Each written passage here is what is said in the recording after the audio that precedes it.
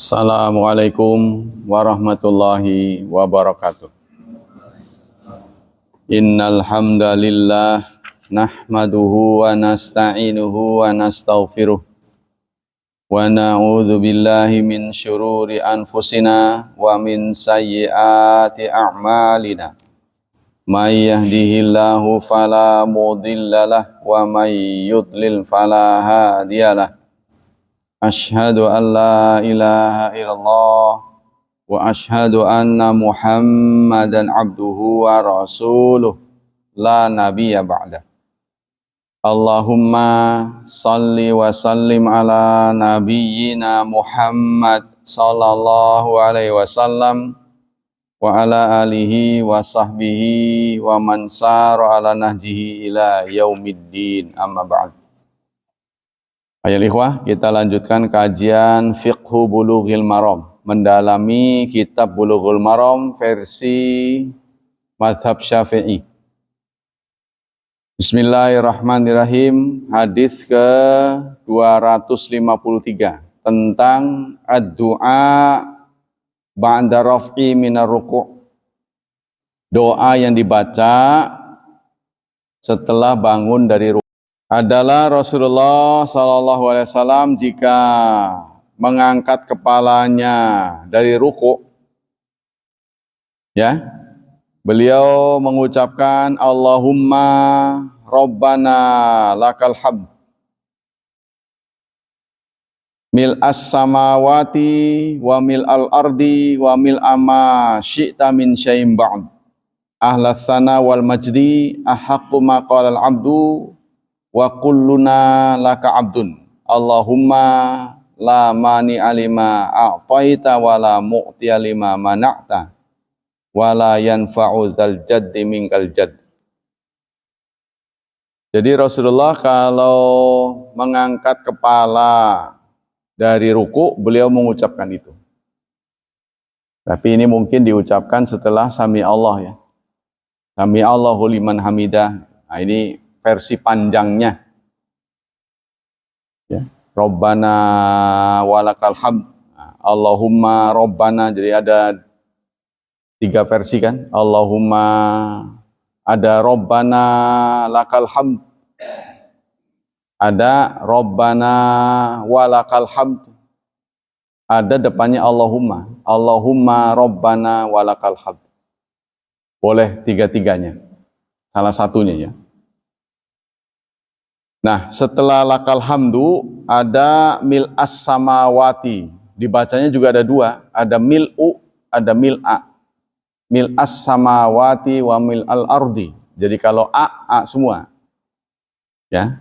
Mil as-samawati wa mil al-ardi wa mil ama syi'ta min syai'in ba'du. Ahlas sana'i wal majdi. Ahaqqu ma qala al-abdu wa kulluna laka abdun. Allahumma la mani alima a'taita wa la mu'ti alima mana'ta wa la yanfa'u dzal jaddi minkal jadd. Hadis diriwayatkan oleh Muslim. Artinya, ya Tuhan kami, Rabbana bagimu pujian sepenuh langit dan bumi dan sepenuh apa yang kau kehendaki setelah itu. Ahlas sana wal majdi, yang berhak mendapat pujian dan kemuliaan. Ahaqqu ma qala abdu, yang paling pantas diucapkan oleh seorang hamba. Wa kuluna, dan kami semua, laka terhadapmu, abdun, adalah hamba. Allahumma, ya Allah, la mani'a, tidak ada yang bisa menolak, lima a'taita, terhadap apa yang kau beri, wala mu'tiya, dan tidak ada yang bisa memberi, lima mana'ta, terhadap apa yang kau tolak, wala yanfa'u, dan tidak bermanfaat, dzal jaddi, yang mempunyai kemampuan, minkal jaddu, dari engkau. Jadi artinya orang yang punya kemampuan, kekuasaan maupun kekayaan, ya, tidak akan bisa melawan kehendak Allah. Apa kesimpulan dari hadis ini? Al hadis dalilun zahirun ala masyru'iyyati hadza dzikr fi hadza rukni likulli musallin. Hadis ini menjelaskan tentang disyariatkannya zikir ini ya pada rukun yang sudah ditentukan, yaitu bangun dari rukuk. Yang kedua, al-hifadzu ala lafzi al-abdu faqad akhbaran nabi alladzi la yantiqu anil hawa anna hadza ahaqqu maqal al-abdu fayambagi ayyahafidha alaih. Seyogyanya sebagai orang yang sering sholat, kita menjaga zikir ini. Karena di sini ada kata-kata, inilah ucapan yang paling pas diucapkan oleh seorang hamba. Itu ya, ahaqqu maqalal abdu. Jadi sebaiknya hadis ini diamalkan. Li'anna kullana abdun, karena kita semua adalah hambanya. Wala nuhmiluhu, jangan sampai kita sepelekan. Wa innama kana ahaqqu maqalal abdu lima fihi minat tafwid ila Allah. Rahasia kenapa ini ucapan yang paling baik, karena ada kepasrahan. Kita adalah semua, bagimu adalah seorang hamba. Wal idz'an, dan tunduk kepadanya. Wal i'tiraf bi wahdaniyati. Jadi singkatnya, hadis ini mengandung makna yang komplit. Ya, jadi pengakuan kekurangan, ketidaksempurnaan, kehambaan itu ada semua pada hadis ini. Yang ketiga, ad-du'a fihi hatha ala zihada fid dunya wal iqbal ala a'malis salihat. Hadis ini mendorong seorang hamba untuk bersikap zuhud. Zuhud itu ada wara', ada zuhud. Ya, kalau wara', seseorang dihadapkan pada dua hal, halal dan haram. Lalu dia memilih halal, itu namanya wara'. Kalau zuhud, seseorang dihadapkan kepada dua hal, dua-duanya halal. Halal satu, halal dua, tapi dia milih satu. Jadi menyedikitkan. Ya, itu. Zuhud itu namanya. Orang yang zuhud itu orang yang ya tidak terlalu banyak mengambil hak gitu. Ya, tapi kalau wara' wajib sepertinya, wara'. Kalau zuhud itu pilihan. Ya, sebab semuanya halal, tapi tidak terlalu serakah. Yang ketiga, sudah ya. Yang keempat, al-i'tiqad al-jazim bi anna dzal hadzi fid dunya wal mal wal walad wal azama wa sultan la yanfa'u sahibahu wa la yunjihi hazu min dzalik. Ada akidah yang mendalam bahwa semua ya urusan dunia, baik harta, anak, lalu kebesaran, kekuasaan, itu tidak akan memberi manfaat kepada seseorang ya jika tidak dibekali oleh amal saleh. Jadi kalau tidak soleh singkatnya. Ya, itu amal kan sama-sama amal. Jadi amal itu ada dua, yang saleh dan yang tidak saleh. Kalau amal yang didorong oleh harta, anak, kebesaran, kekuasaan, tapi tidak saleh, itu tidak memberi manfaat apapun. Jadi kita tidak dilarang berharta, tapi hartanya saleh. Artinya untuk menolong orang, untuk mendukung kebaikan. Kita tidak dilarang untuk menjadi penguasa, tapi jadilah penguasa yang saleh. Begitu seterusnya. Ini seperti yang Allah firmankan dalam surat 18 ayat 46.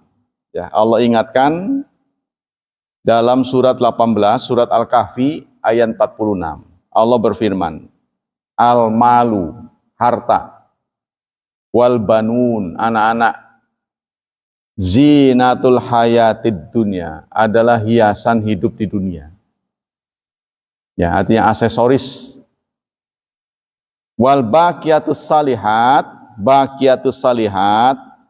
yang tersisa. Baqiyat itu yang tersisa. Yang tersisa itu apa? Yang dikenang orang. Yang nyisa ketika orang itu pergi, kan ada situsnya. Ada tapaknya. Ya, ibarat orang berjalan itu ada bekasnya. Itu baqiyat. Baqiyat itu yang tersisa. As-salihat, yang saleh. Sisa yang saleh. Kalau sejarah itu namanya situs. Apa yang pernah dilakukan oleh senior-senior kita. Ya. Kalau bagus namanya peradaban. Peradaban manusia. Nah, itu khairun, lebih baik inda rabbika, di sisi Tuhanmu. Ini mengingatkan kita bahwa kita ini tidak abadi. Pada saatnya kita harus pulang. Nah, ketika pulang, ya, hidup kita dikenang banyak orang, dikenang kebaikannya. Nah, itu baqiyatus salihat. Jadi apa tuh? Kenangan manis, ya. Kenangan, jadi apa? Ya, kenangan lah, kenangan manis. Selanjutnya hadis yang ke-254 dari Ibnu Abbas radhiyallahu anhuma, qala, dia berkata, qala Rasulullah sallallahu alaihi wasallam, bersabda Rasulullah sallallahu alaihi wasallam, umirtu, aku disuruh, an asjuda, agar aku sujud, ala sab'ati a'zum, di atas 7 a'zum. A'zum ini tulang maknanya, tapi tulang yang dimaksud di sini anggota tubuh. Aku diminta sujud, ya, di atas 7 anggota tubuh. Apa saja itu? Alal jabhati. Pertama adalah kening, dahi. Wa asyara ilaihi ila anfih. Lalu Rasulullah, Ibnu Abbas isyarat kepada hidungnya. Jadi maksudnya dahi dan hidung ini jadi satu paket. Sebab kalau hidung doang, dahi doang, hidungnya enggak, jengat namanya. Gimana itu? Ya, itu satu. Jadi hidung dan dahi itu satu dianggapnya. Wal yadain, dan kedua tangan. Wa rukbatain, dan kedua dengkul. Wa atrafal qadamain, dan atraf. Atraf itu ujung-ujung kedua kaki. Ujung-ujung kedua kaki. Ini yang sering dilalaikan oleh banyak orang. Jadi artinya apa? 7 ini harus betul-betul nepak, lengket ke bumi. Jadi nggak boleh nganggang gitu. Karena anak-anak suka begitu, kita lihat tuh, diangkat kakinya. Jadi harus terap begini. Ya, jadi harus terap. Kalau nggak terap, maka jari kaki kita tidak akan menghadap kiblat. Jadi kan dia begini, jadi dihadapin ke kiblat, jarinya. Kalau nganggang, berarti dia ngadap ke situ, bukan ke sana. Ya, maksudnya kaki begini nih.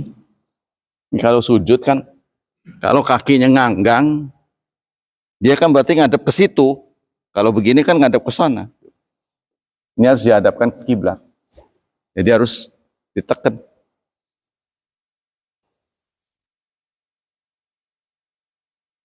Apa kandungan hadis ini? Hadis ini dirawikan muttafaqun alaih. Hadis Bukhari Muslim. Sebenarnya kita belum sempat mengkaji, ya. Satu kitab namanya Al-Lu'lu' wal Marjan. Lu'lu' wal Marjan. Mutiara dan Permata. Judulnya.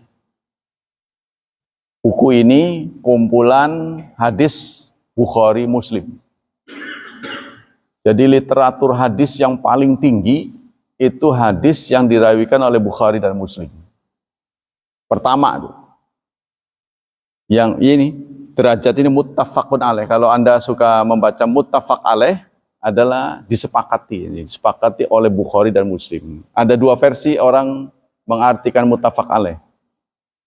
Satu, dirawikan oleh Bukhari dan Muslim. Yang kedua, dirawikan oleh 3 orang. Bukhari, Muslim, Ahmad. Ahmad, Bukhari, Muslim. Ya, tapi kalau kitab Al-Lu'lu' wal Marjan ini hadis yang dirawikan oleh Bukhari dan Muslim. Itu tertinggi. Jadi kita tidak boleh berbeda pendapat di situ karena itu adalah literatur yang tertinggi. Nah, di sini belum digelar, jarang ada orang yang gelar itu.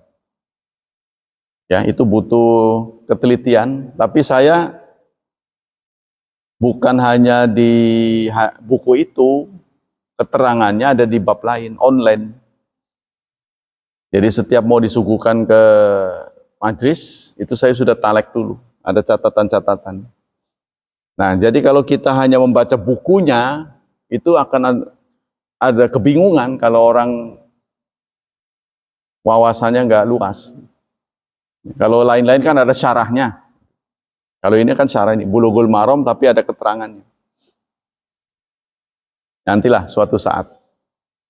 Ada 2 buku yang belum diajarkan di sini yang bagus. Satu itu, yang kedua Adabul Mufrad.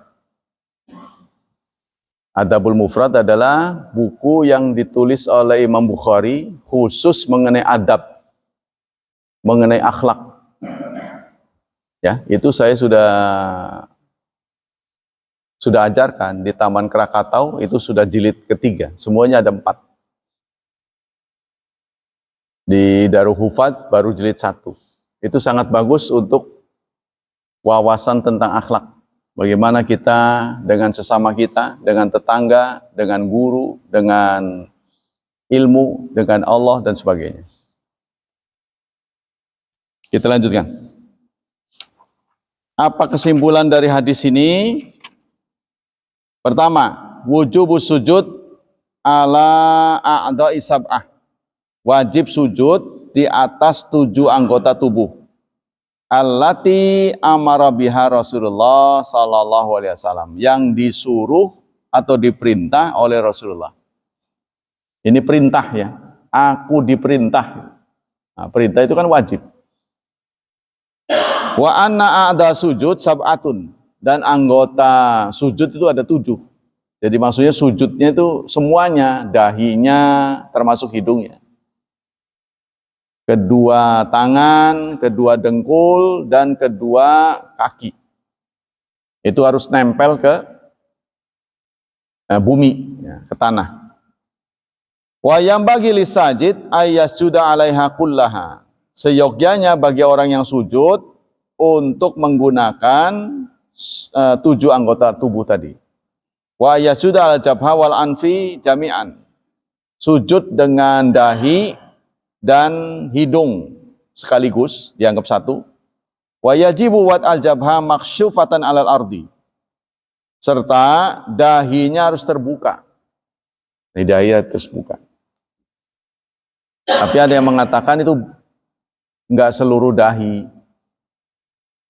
Ya, enggak seluruh dahi. Jadi yang penting dahi ini kan yang di atas alis nih. Ada yang nempel. Bagaimana kalau pecinya begitu tuh? Ada orang begitu tuh. Kalau ini sampai enggak kena tanah, itu tidak sah. Tapi kalau kena sebagian, kadang-kadang sorbannya taruh ke sini, orang sorbannya kan keren itu, puter-puter begitu. Sehingga yang kena sebagian enggak masalah. Yang penting ada bagian itu. Ya, pengertian dahi itu enggak harus semuanya. Jadi kalau ketutup topi atau peci itu tidak boleh. Kalau semua sebagian nempel boleh. Wa yajibu wa yakfi ba'dhuha. Nah ini cukup sebagian saja. Wal anfu mustahab. Tapi menempelkan hidung itu sunnah. Ya, tidak wajib. Nah, bagusnya sih nempel. Jadi dahi dan hidung satu paket. Falau tarakahu jaza. Kalau dia tidak menempelkan hidung, boleh. Walaqtaisara alai wa tarakal jabha lam yajuz. Tapi kalau yang ditempelkan ke tanah hidungnya saja, dahinya enggak, jadi nganggang ya, jengat itu, maka itu tidak boleh, karena yang disebut ini, yang disebut dahi bukan hidung, jadi sebaiknya dua-duanya. Yang kedua, Yajibu sujud alal yadain wa rukbatain wal qadamain fil asah. Wajib sujud di atas kedua tangan, jadi tangannya nggak boleh numpuk ya katanya. Nanti akan disebut. Kemudian kedua dengkul dan kedua kaki. Fala akhala bi'atwin minha lam tasihha salatu. Kalau dikurangi, contohnya kakinya nganggang, itu yang saya suka lihat. Beberapa orang itu hanya nempel, ya kayak bisa diangkat gitu. Kurang teteg. Itu tidak sah. Jadi harus 7. Karena ini bahasanya umirtu, aku disuruh. Walakin la yajibu kasfal qadamain wa rukbatain. Tapi tidak wajib membuka mata kaki dan membuka dengkul. Maksudnya dengkul kita ini kan ketutup pakaian. Ya. Jadi nggak perlu dibuka sarung itu supaya kulit dari dengkul nempel ke sini. Nggak usah. Kalau tangan kan memang harus. Kalau ini kan memang harus, ya. Jadi nggak boleh ada kain, ketutup kain di sini nggak boleh. Kalau ini harus nempel. Tapi kalau dengkul nggak boleh, nggak usah dibuka sarungnya, ya. Jadi sehingga kulit dengkul nempel ke tanah, nggak harus itu. Wafil kaulain, jadi qadamain dan rukbatain, dengkul dan kaki, jari-jari kaki itu tidak perlu dibuka. Tapi kalau untuk laki-laki kan cingkrang ya, pasti terbuka kalau kaki. Tapi kalau untuk perempuan kan nggak apa-apa. Jadi perempuan itu sunahnya ngengser kainnya itu, sunahnya lebih panjang. Tapi kalau laki-laki cingkrang sunahnya, ya. Yang penting di atas mata kaki. Kalau perempuan sunahnya di bawah mata kaki. Jadi beda. Wal asa wa fil kafain qaulain. Wa fil kafain qaulani. Tapi tentang kedua tangan ada 2 kaul. Jadi ada satu pendapat mengatakan harus terbuka, satu lagi mengatakan tertutup. Wal asah la yajibu kasfuhuma. Yang sahih tidak wajib membuka keduanya. Ya, jadi 2 telapak tangan ini, ya, tidak harus terbuka, maksudnya tidak harus nempel. Jadi kalau ada kain nggak ada masalah. Contohnya kita pakai kaos tangan, kan, nggak usah dibuka. Kalau pakai, tapi kalau nggak pakai ya jangan dipakaikan. Yang ketiga, al maksudu minas sujud wad'u asyrafal a'dha ala mawatil aqdam. Yang dimaksud dengan sujud adalah meletakkan anggota tubuh yang paling mulia. Anggota tubuh yang paling mulia apa? Jadi anggota tubuh yang paling mulia ini muka. Muka ini adalah ibu kota dari tubuh kita. Ya, ibu kota itu kan mencerminkan negara. Sehingga kalau ibu kota sudah dikuasai, ya sudah lunas. Berarti sudah dijajah. Ya kan, makanya Yerusalem, Palestina, ibu kotanya Yerusalem. Yerusalem dikuasai, ya sudah, habis sudah. Kalaupun di Gaza menang apa-apa menang, itu belum, karena ibu kotanya sudah habis. Yang ke-255, tafrijul yadain fi sujud, merenggangkan tangan waktu sujud. Merenggangkan tangan. Ya, maksudnya jangan numpuk begini. Ya, kalau ini namanya numpuk, ya kan, renggang maksudnya. Tapi renggangnya nggak usah dijembreng begini, biasa aja, alamiah. Jangan mingkup ya, mingkup, jangan jembreng gitu, biasa aja. Singkatnya kita ini kata nanti di sini nih, ini jari-jarinya harus menghadap ke sana. Kalau jembreng, kan ngadapnya ke sana, ke sana. Kalau kita beginiin, ini ke sini, ini ke sini, ini ke sini. Ini maksudnya harus begini, hadap ke sana. Ya, jari-jari pun harus dihadapkan ke kiblat. Dari Ibnu Buhainah radhiyallahu an, anna nabiyya kana idza shalla farraja baina yadayhi hatta yabdua bayatu ibtaihi dari Ibnu Buhaina radhiyallahu an bahwa sesungguhnya Nabi jika sholat beliau merenggangkan kedua tangannya sehingga terlihat putih ketiaknya. Kalau nggak pakai baju kira-kira akan kelihatan putih ketiak. Jadi nggak begitu, kan? Ya, tapi kalau di Masjidil Haram ya nggak bisa lah. Ini di tempat yang cukup luas, kan? Kalau Masjidil Haram tempatnya sempit ya, jadi ininya nih nggak boleh nempel ke sini. Kalau nempel begini kan jadi ini. Nah, ini tidak disunahkan. Apa kandungan hadis ini? Hadis ini muttafaqun alaih. Pertama, qala al-Qurtubi al-hikmah fi istibabi hadhil hayat li sujud annau yakhifu i'timadu ala wajhi. Kata Qurtubi, hikmah disunahkannya cara seperti ini akan mengurangi beban terhadap wajah. Jadi beban tubuh kita ini nggak ditempelkan di muka semua, ya di kepala semua. Ketika sujudnya, ini cerita sujud. Wala yata'athar anfuhu, dan tidak membebani hidung, nanti hidungnya jadi pesek. Wala jabhatu, tidak pula dahinya. Wala yata'adza bimulaqatil ardi, dan tidak terlalu beban ke tanah. Jadi singkatnya kalau kita terlalu begini nanti beban itu ada di kepala, ya, ketika nempel ke bumi.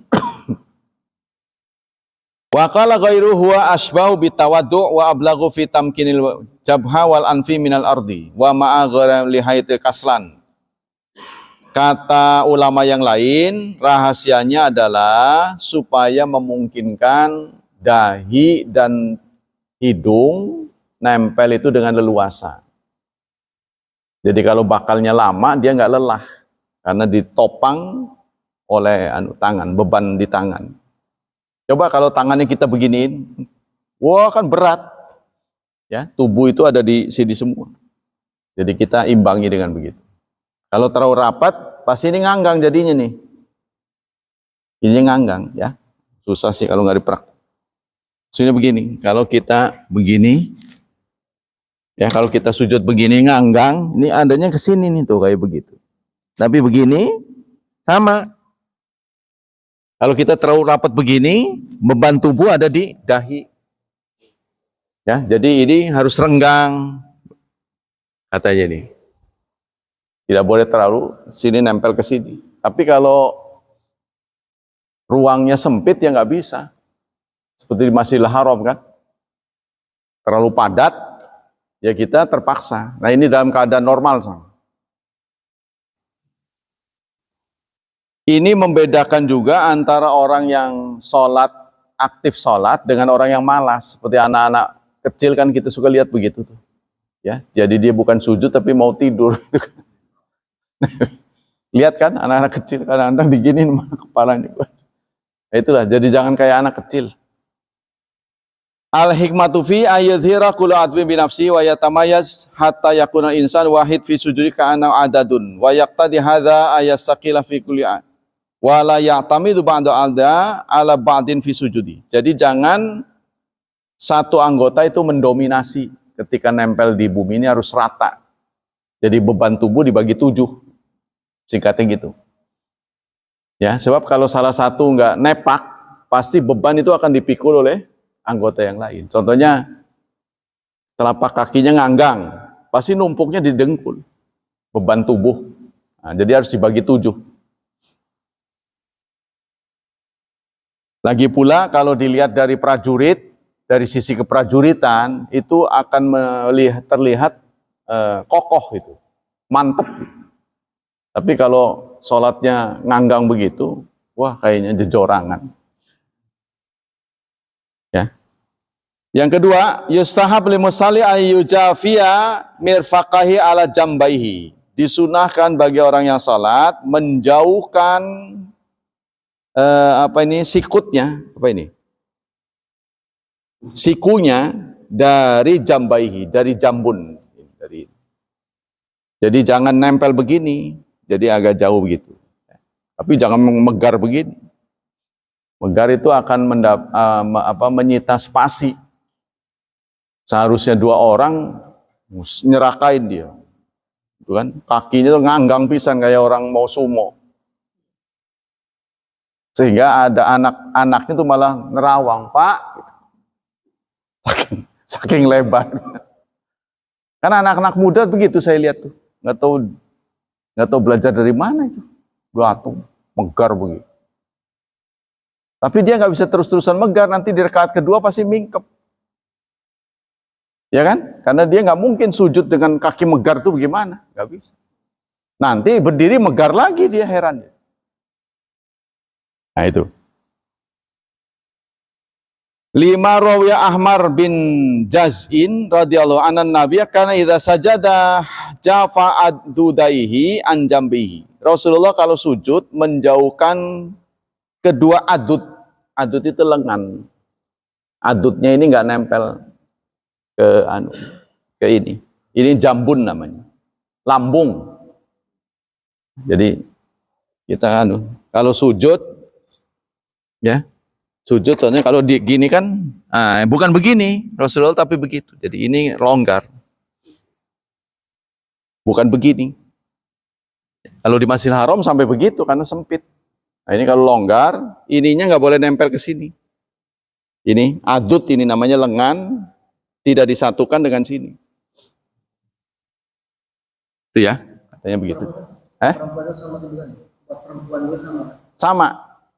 Nanti akan ada hadis di sini yang membedakan. Tapi setelah diperiksa hadisnya dhaif semua.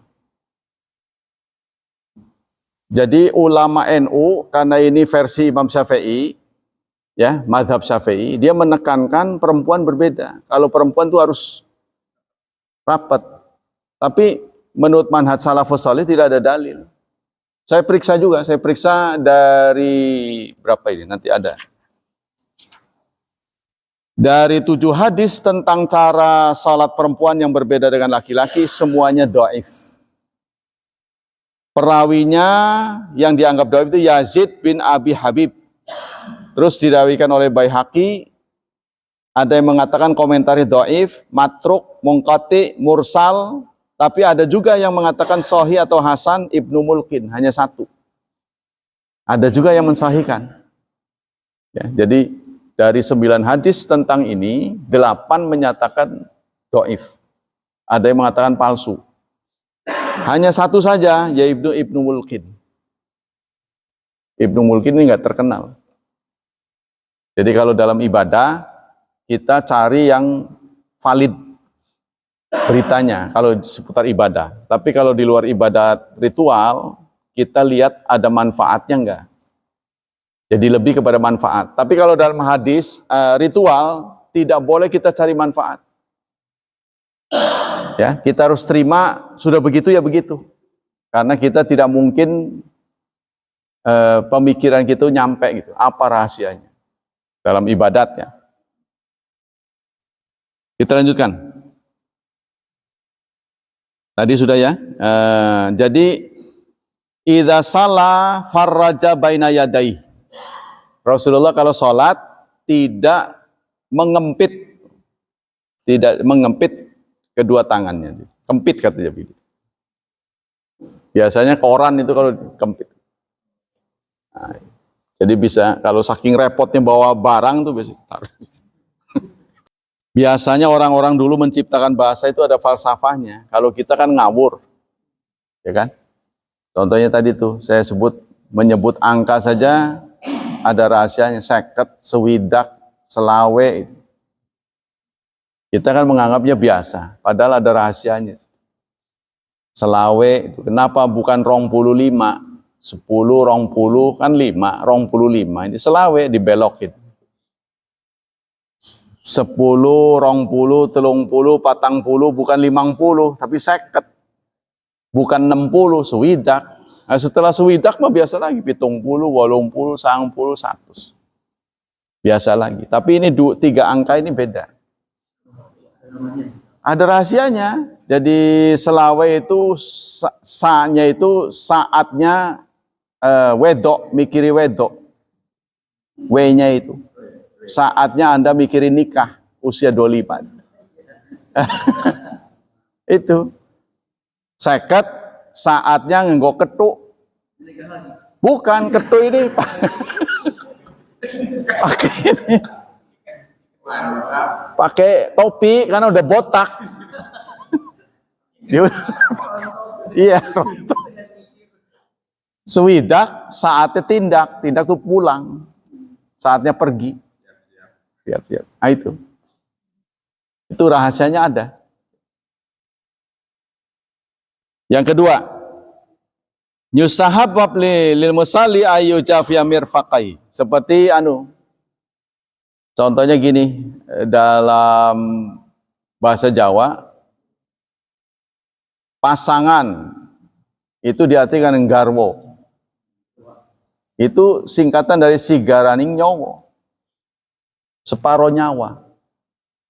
Separuh nyawa. Anda yang masih punya pasangan merasa tenang, tidak terlalu rungsing dengan ini. Tapi nanti kalau sudah meninggal baru kerasa itu. Sama dengan ini, listrik lah. Nyala terus nggak pernah merasakan musibah mati listrik. Mati listrik udah mulai kerasa. Akuarium yang biasa powernya itu listrik bisa mati ikannya. Waduh, gawat ini. Masih begitu. Mulai kerasa. Tapi kalau kita biasa sekarang nggak terlalu berarti kata-kata ini. Nanti kalau sudah saatnya, bisa dia dulu, bisa kita dulu. Ya, kalau dia dulu kita yang susah, kalau kita dulu dia yang susah. Kan begitu. Mau yang mana?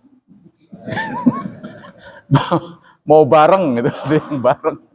Waduh. Hah? Pasti biasanya kamu dulu aja lah. Tapi itu kalau kita belakangan, kita susah. Karena persoalannya dunia ini terlalu kejam. Ya kejamnya itu ketika anak sudah tidak mau sama kita, pasangan kita sudah duluan. Kan kita jadi sendiri, mau ngobrol sama siapa gitu. Ya, saya juga lihat teman-teman yang mengalami nasib seperti itu, waduh kesian banget. Apalagi ditambah dia bukan orang yang pandai gaul. Dulunya itu nggak supel gitu loh. Sama orang itu nafsi-nafsi sendiri-sendiri, nggak pandai ngobrol lah. Ya kuper, bahasa kuper. Tambah parah itu. Tambah parah itu. Karena bagaimanapun manusia tidak bisa menolak kodratnya sebagai makhluk sosial. Dia harus ada teman ngobrol. Kalau enggak ya stres. Ya, itu. Anna Nabi kana idza sajada jafa adudaihi an jambaihi wa yusab ayun syira asabi'a yadaihi. Disunahkan jari-jari tangannya itu jangan dirapetin, jangan ngumpul, jangan mingkep gitu ya.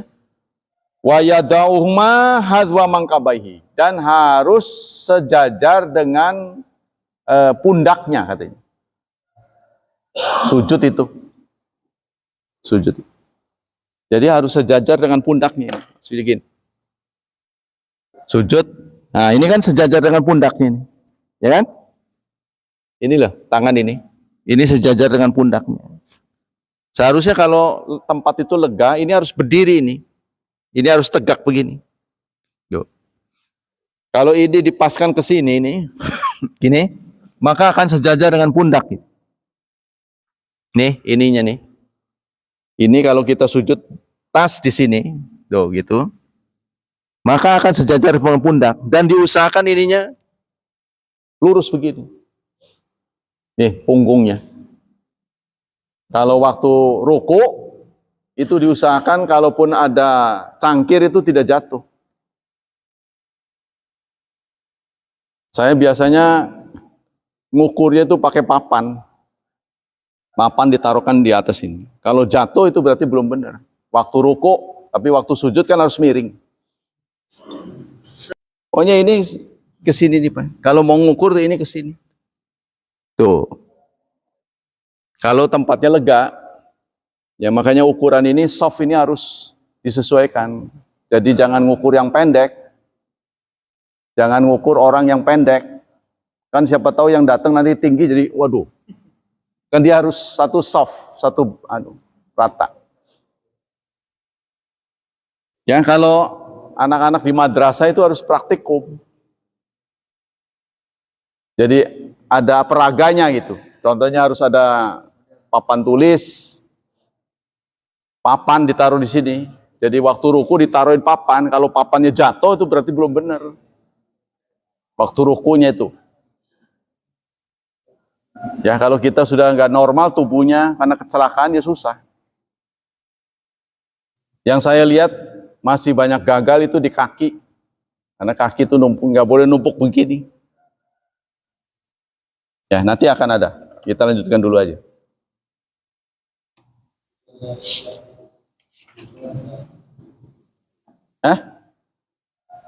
Yang keempat, idza kanat salat jama'atan fayaftahu adudahi duna adza jarahu.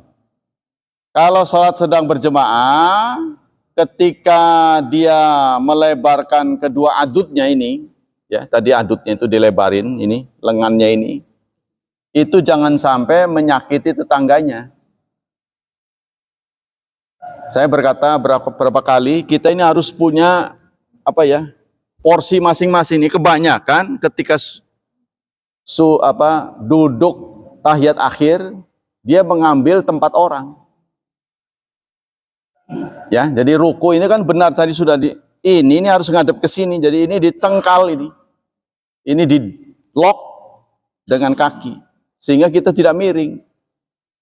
Ketika orang nggak begini, beban tubuh, apalagi dia gendut, pasti dia akan ke sini.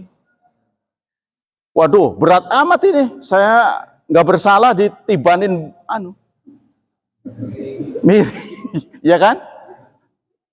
Karena dia ngelebar ininya nih, gara-gara ngelebar ini. Jadi ini menyebabkan dia niban ke kiri. Jadi kita kadang-kadang, waduh, berat amat ini.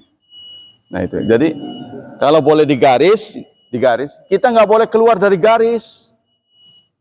Tidak boleh mengganggu tetangga. Tapi di sisi lain kita harus rapat, kan gitu kan? Kita harus rapat, tapi tidak boleh mengganggu.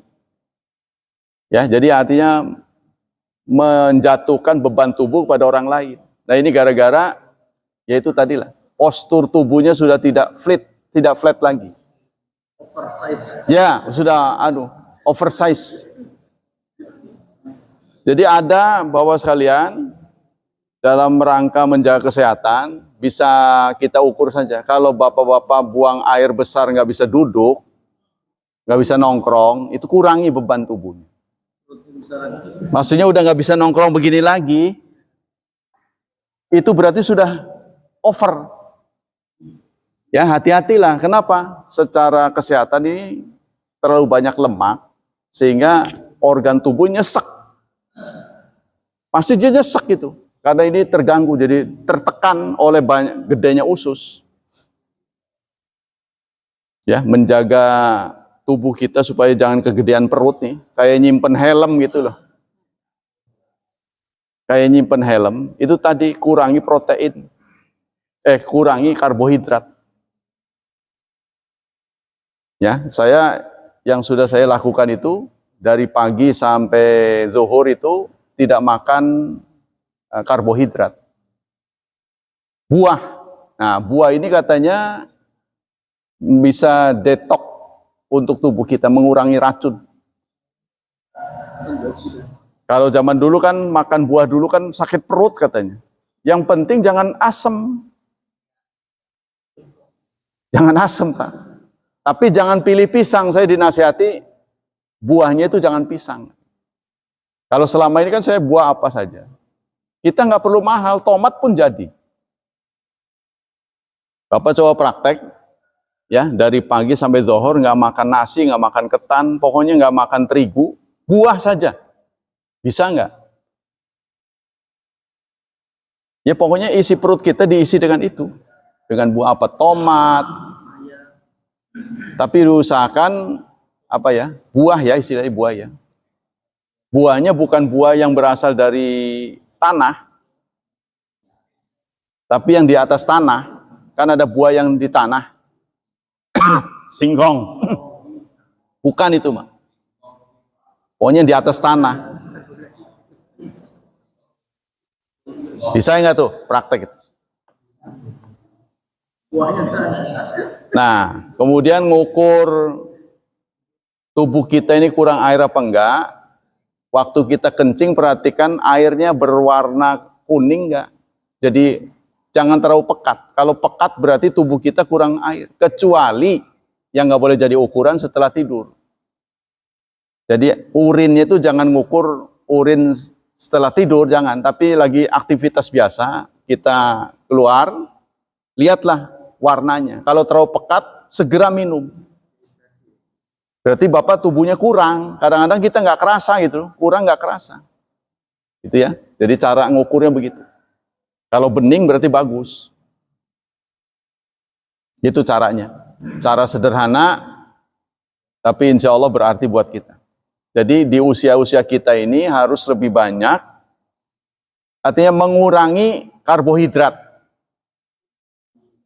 Terutama banyak orang menunjukkan kepada terigu dan nasi. Nah, itu yang menjadi penyebab badan kita oversize. Jadi sekedarnya saja. Ya. Jadi jangan terlalu nyesek.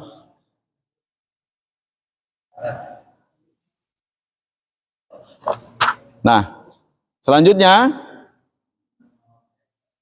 kesimpulannya adalah itu tadi ya.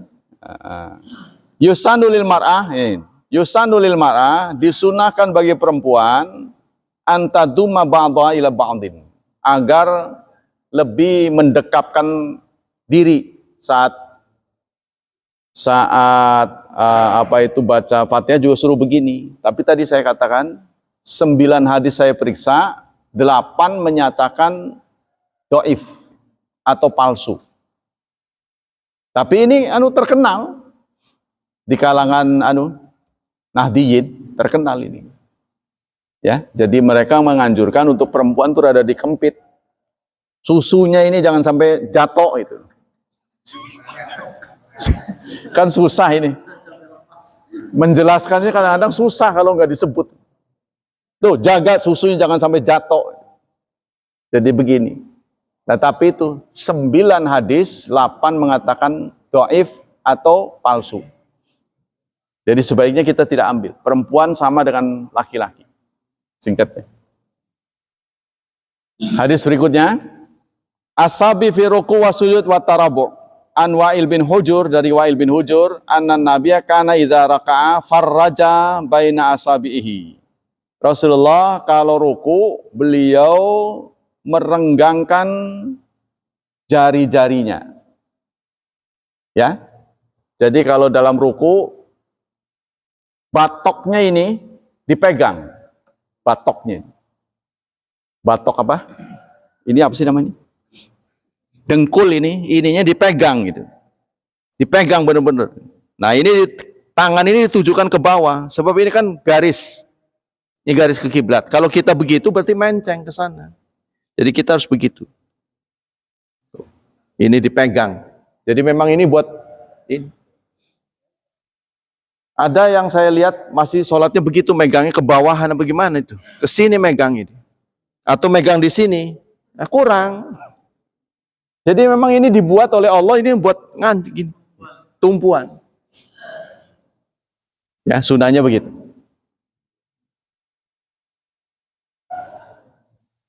Nanti kalau ada hadis-hadis lain yang tidak sesuai, ya kita cari mana yang lebih sahih. Wa idza sajada damma asabi'ahu. Tapi kalau beliau sujud, beliau mengumpulkan jari-jarinya. Jadi nggak begini, ya. Sebab kalau kita begini, berarti ini ngadepnya ke sono gitu. Jadi harus begitu, lurus arahnya kiblat. Nah, jari-jari kaki kalau nempel ini kan ada jari nih. Kalau begini, berarti dia ngadepnya ke sini. Ya, jadi nggak boleh digituin. Ya, gini nih. Sujud itu kakinya nggak boleh, nih, nggak boleh begitu. Ya. Jarinya nggak boleh begitu. Ini harus begini. Ada pesona. Ya, kalau dia ditutup begini, jarinya begini, lah ngadapnya bukan ke kiblat berarti. Telapak, maksudnya jaraknya, kaki dengan kurang sekilan, segini. Segini. Ya, kaki dengan kaki segini. Karena Rasulullah pernah Aisyah, lampu di rumahnya padam. Jadi minyak lampu di rumah Rasulullah habis. Sampai padam. Lalu Aisyah gegerayang. Ini dalilnya ya. Beliau memegang kedua kakinya. Itu yang dijadikan dalil oleh Syekh Utsaimin bahwa jarak kaki dengan kaki kanan dengan kaki kiri itu sekilan. Karena keduanya nggak mungkin dipegang kalau renggang. Jadi kepegang kedua kakinya oleh Aisyah. Ini menandakan jarak kaki kanan dengan jari kiri itu jangan terlalu renggang. Jadi sekilan segitu. Jadi kalau kakinya rapat, ini duduk yang paling nggak disukai itu begini. Ini duduk yang paling nggak disukai oleh Rasulullah. Katanya duduk si setan begitu. Saya nggak pernah lihat setan dia. Duduknya begini, ditumpuk. Ya. Tapi Syekh Utsaimin juga menyatakan bahwa banyak orang yang sudah tidak flat ya, berdasarkan usia, gangguan kesehatan, jadi nggak bisa nekuk. Kalau bagusnya kan begini, ini tegak. Ya, ini tegak. Jadi masih ada jarak, nggak boleh terlalu sempit begini. Sebab kalau terlalu sempit begini, ini akan longgar begini jadinya. Dan akan mengganggu tetangga. Jadi gitu. Cara duduknya nggak boleh ngelembreh begini. Tapi Syekh Utsaimin menyatakan harus variasi. Kadang-kadang ada hadis yang mengatakan ngelembreh begini menurut mazhab lain. Kata beliau, ada yang begitu, ini nggak ditekuk. Nah jadi variasi aja, kadang-kadang begitu, kadang-kadang begini. Nah, ini dalam soal kaki nih, untuk kaki kanan. Ya ini kalau di Bulughul Maram Syekh Utsaimin akan lebih luas lagi. Jadi kita maksudnya mengakomodasi berbagai hadis. Karena hadis-hadis yang diterima dari Rasulullah itu datang kepada kita berdasarkan lihat. Saya melihat gitu. Sebenarnya hadis yang paling kuat adalah Rasulullah bersabda itu. Jadi instruksinya dari beliau sendiri. Nah, kebanyakan yang kita terima itu saya melihat gitu. Apa yang dilihat oleh sahabat itu apa benar? Kan belum tentu. Saya pernah mencontohkan, saya menulis 6. Saya tanya pada Pak Azam, berapa ini Pak? 9 katanya. 6 ini bisa bertengkar gara-gara itu. Ya, beda sudut pandang bisa berbeda. Nah ini berdasarkan lihat. Tapi orang mengatakan penglihatan sahabat beda dengan penglihatan kita. Betul. Tapi setinggi-tingginya sahabat bukan nabi. Ya, sesakti-saktinya sahabat bukan nabi. Hanya nabi yang terlindung dari kesalahan. Tapi bukan berarti nggak pernah salah. Kalau salah turun wahyu, salah tuh dikoreksi gitu. Kalau kita kan sampai ngusruk, sampai luka-luka bungsut baru salah. Nah itu bedanya. Bentar lagi ya. Sedikit lagi, belum bunyi. Wa an Aisyah ta'ara itu Rasulullah, aku pernah melihat, nah ini kata Aisyah, aku melihat Rasulullah salat itu bersila. Jadi sila itu juga bagian dari yang dibolehkan. Sila itu ya kayak Pak Syafi'i begitu. Itu mungkin beliau sedang bermasalah ya, gangguan. Karena kan sahabat kan gangguannya banyak. Ada yang mendapat luka bacok di kakinya, sehingga kan dia nggak normal. Ya habis perang kebanyakan. Kalau kita kan banyak normalnya, ya ada juga yang gangguan tapi banyak normalnya. Kesimpulan. Qala alul ilmi al hikmah fi dhammi asabi inda sujud litakuna muwajjatan li asinti qiblat. Tujuan daripada itu waktu itu. tujuan dari sujud kaki jari-jari kaki itu begitu, ini supaya dihadapkan ke kiblat maksudnya. Ya, kalau dia begini, ya kalau sujudnya begini, ini kalau sujud begitu kan berarti begini dia. Tuh, ya. Berarti kan begitu kan? Sujudnya begitu dia. Nah, ini jarinya nggak menghadap kiblat, berarti ngadap sana. Jadi tujuannya diginiin supaya dia ngadap kiblat. Itu tujuannya. Tawaruk. Ya tawaruk ini begini, diganjel begini. Tuh, ini kan yang ngadap kiblat. Ini ngadap kiblat, ini ngadap kiblat. Saya selama ini nggak pernah begini, tapi setelah melihat ini, saya baru tahu bahwa ini Rasulullah syariatkan supaya kita lurus. Karena saya lihat kalau dari ini cermin ini, semua tuh rata-rata menceng ke kiri atau kanan ya. Menceng ke kiri ya. Kalau Anda lihat orang-orang ini pada tawaruk, ke kiri ya. Ke kanan kayaknya Pak, ke kanan. Ke kanan kayaknya. Pasti miringnya ke kanan begini. Iya. Rata-rata ke kanan mencongnya begini. Nah, ini karena nggak diganjel. Nah, ganjel begini dia tegak. Itu rahasianya. Coba kalau Bapak datang telat, ini barisan depan ini rata-rata miringnya ke kanan kalau nggak salah.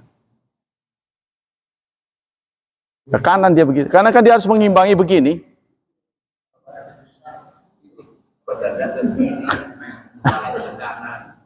Iya, maksudnya. Iya. Kepalanya ke kanan.